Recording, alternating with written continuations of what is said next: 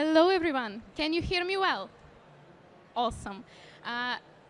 Very warm welcome to you. Super glad to see you all here for something that I promise is going to be a more practical session rather than a theoretical one.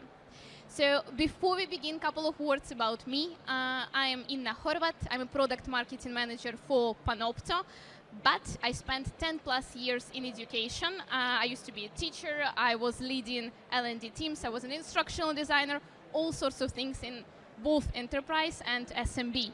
So I know the challenge of both scaling learning, but also preserving the knowledge.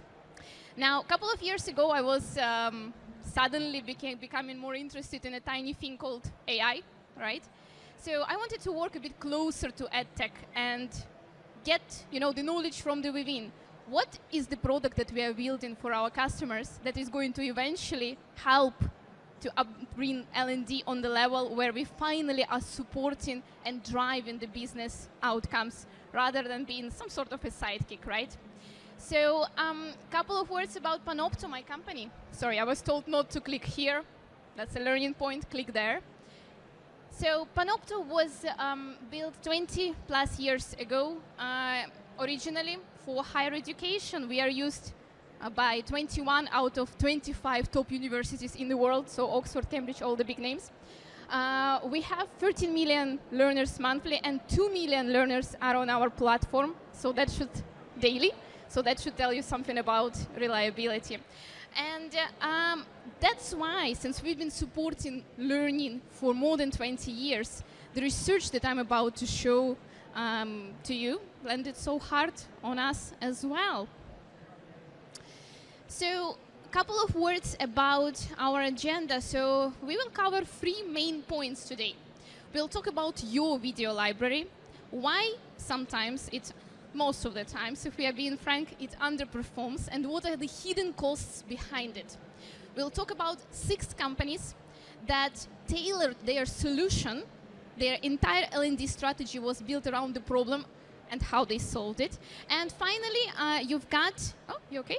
So you've got your self-assessments. I'm going to bring you all the way through the assessment and how to use it and how to tailor your solutions for the videos in your companies.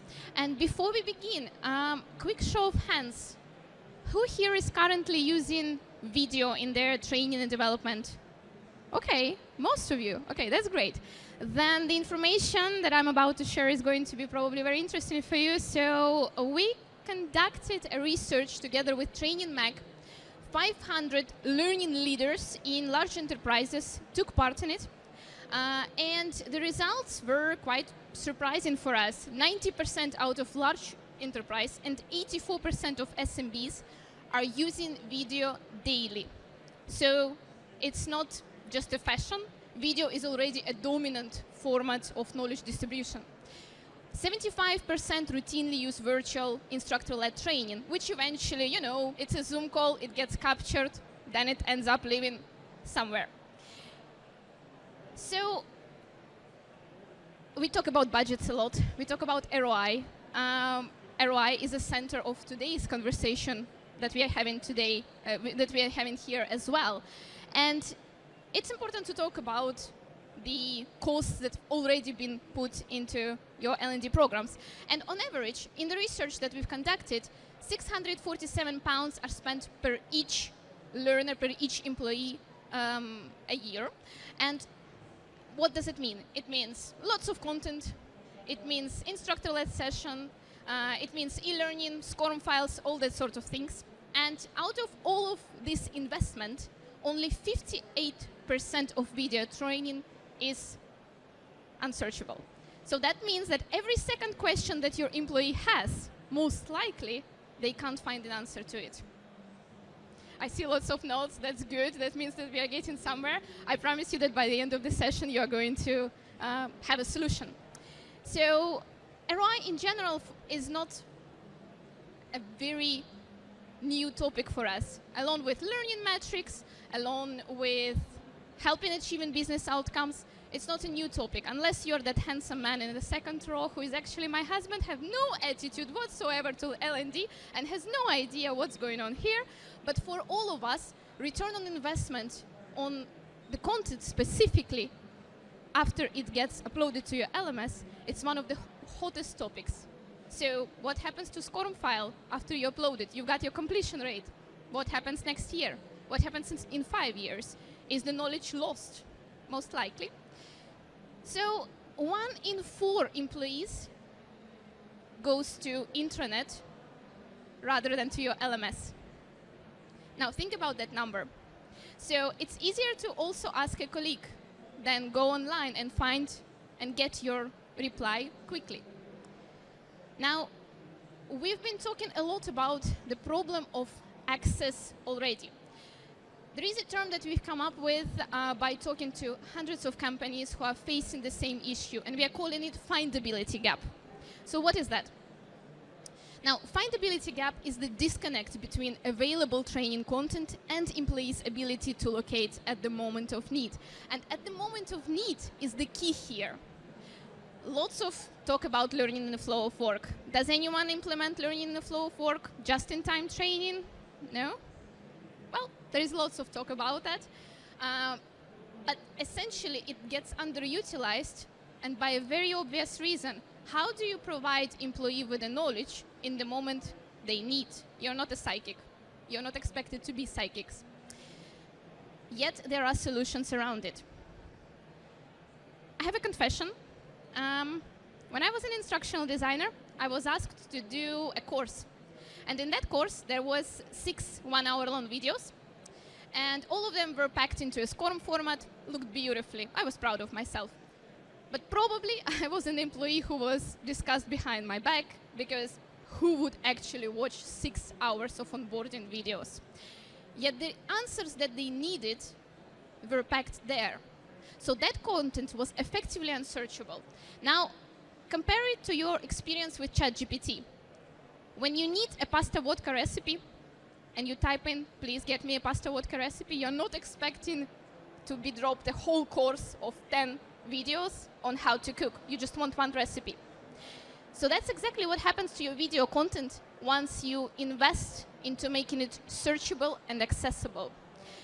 If you get every word in your video captioned and offer your employees to simply ask the question like you would ask in ChatGPT, then it would totally change the game, wouldn't it? We'll talk about the companies who've successfully achieved this in a moment. But before that, everything that I've shared right now is backed with data. I invite you to scan this QR code or join us at Panopto if you need a link. We are right there on the right. So this is the research that we conducted with Training Magazine, and there is so much of data around this topic. So the hidden costs are more clear than ever, and they vary by size. So here's an estimated annual value per employee when findability is fixed. For 500 employees, it's £432,000. For 10,000 employees, that's £8.6 million. So if your CFO asked you to put a number on the content that no one can find, you got this. And that goes more than just cost that you count when you can't find an answer, but we also talk about compliance failures. Your procedures are old, and when your employees need when they ask your subject matter expert, they become bottlenecks. Instead of actually doing their job, they are answering the questions over and over again, sharing links in their Slack channels that might be already outdated. So the problem of content is bigger than ever. You don't need more content, yet we are surrounded by it, and it gets used over and over again, and it might be wrong, which impacts errors, rework, or poor decisions. Of course, we are going to talk about solutions, because that sounds depressing. I hope I didn't put you in the bad mood. There is a solution to it, and I'm going to share right now 6 examples of companies that didn't just added a new tool and got magnificent results tomorrow. What they did is they looked straight into the problem of their company and tailored the tech solutions around it. So these 6 companies, well, let's think of it as what if L&D had a case study binge on Netflix, and it's going to be 6 episodes, no cliffhangers, I promise you. And right now, we are going to start with an example of Toyota. So all of these companies, they use one knowledge management system called Panopto, as you could have guessed by now. And the topic of using platform is very vast because there are so many ways you can use one platform. So what Toyota did, they are a manufacturing company, 25 factories globally, and they struggled with a very slow onboarding. Plus, their skills rate tests were really bad. Why did it happen? Because, well, they got a 50-page manual on day one, and maybe in 3 weeks from now, someone will remember the page 3. Maybe not. Nobody knew. What they did is that they added a QR code next to each machinery, so employees could simply scan, watch the video, get their reply, understand how to use machinery, and that would lead to shortening the onboarding time 50%. So from 40 hours of onboarding, they achieved 20. So Framatome, a nuclear energy company, and what happens with a lot of enterprises that some professions, they just get old. Some professions fall out of fashion. So in their case, they expected a large amount of their technical workers to retire in the nearest future. Once I worked in an L&D department where all 30 of us were preparing for what's coming in the next couple of years, and that was that 30% of all employees, of technical skilled employees, would retire. Imagine how many years of knowledge lost just in a span of a couple of years. So what they did, they allowed their employees to make videos and record themselves and then share in a way that once you need an answer, you simply go to your search, you type in, and then the videos that you need are going to be dropped. Plus the answer that clearly tells you what are you supposed to do with each machinery. They counted that they like that by just giving the platform to their employees and letting them make their own content. They preserved more than 60 years of knowledge. So LKQ Europe, automotive company, they had another challenge, and their solution was actually more content production. And that was because they had enormous costs of hiring a third-party provider. Anyone here uses a third-party vendor for content production? I guess it's pricey. Yes. So, and there is a clear reason to it. Also, when you need to update the content, you are not going to call to your agency every time because it adds another cost to it. So what they did is that they created a library of AI avatar narrated interactive videos, and that cut them 80% in production costs. The language barrier is another topic right now, which is luckily solved with AI. I know that you've heard about it many, many times, but translating something with AI and receiving 95% of accuracy on any language is still better than just hiring a translator for each language over and over again. So Qualcomm is a technology company. They've transitioned from e-learning portfolio, from SCORM files, from text-based presentations into the videos as well, and they've achieved a double of users in 1 year, again, by letting SMEs make their own content, essentially catching a lot of knowledge that would walk out of their door. Senpulse is the customer education company, and for them localization was also a problem. They calculated 87% of production costs by just using a bit more AI and thinking of content not as something which is thrown somewhere in the library and forgotten on the next day, but reutilized after a while. So Cox Enterprise, they had another challenge of metrics. Anyone here is struggling with learning metrics? Completion rates? Yes. So if you're on LinkedIn, you probably hear a lot that completion rates do not tell you anything about learning, and that's true. But at the same time, how do you approach your data should be very individual individually tailored to your company, right? So Cox Enterprise, they had several live events that they spent millions of dollars, and nobody knew if they were really engaging, nobody knew if people liked it. What they did is that they analyzed the patterns of engagement, meaning when people drop off or when a lot of people, they tune in. And judging on this data, they started building their live events, which eventually boosted engagement. And I know that we don't want to talk about engagement too much, but here it's not a vanity metric. It's a strategic decision which lets you plan forward.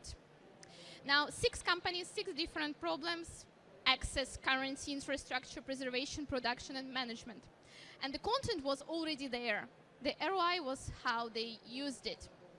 So in Panopto, we believe that video knowledge management starts from creation, in middle it's management, and it ends with distribution. Once you have only one component of creation and just one and done, then the other one, which is distribution, which is getting closer to the learner, that one drops down, and you don't actually know what happens to your video after 3-4 years. So where does this leave you? The question isn't whether you have enough content. You really do. So 3 things that I would suggest for you to give it a try is making your content searchable, caption every single word, centralize knowledge. So SharePoint, LMS, how many platforms does your learner have to go to get the answer they need? That's a lot of tabs. We already have way too many tabs, all of us. So there are wonderful integrations. It just depends on the case that is important to you. For example, in Cox Enterprise case, they already had Panopto, so that's what they used. And lastly, of course, delivering at the moment of need and enabling that just-in-time training, learning the flow of work. These are not the buzzwords, but something which gives to business outcomes specific number, which eventually is supposed to be the goal of the L&D department, right? So you've all got your papers. What I would love for you to give it a try is to honestly reply these 5 questions, bring it with yourself. If the answer is not always, then you got your findability gap. If you're interested to get to know more, then I would suggest exploring even further. And this is the full assessment, which is comprehensive, detailed work on how to approach findability gap, and that one will lead you to your solution. So you remember we've got 6 cases, we've got 6 problems, 6 different solutions. Here, it would, by filling in this assessment, it would help you to find out what solution is going to be good for your team. Now, okay, sorry about that. So there are 3 things that I would love for you to take away. Findability gap is costing you more than your just time. You can name it to your stakeholders. At least one of those 6 companies shares your problem.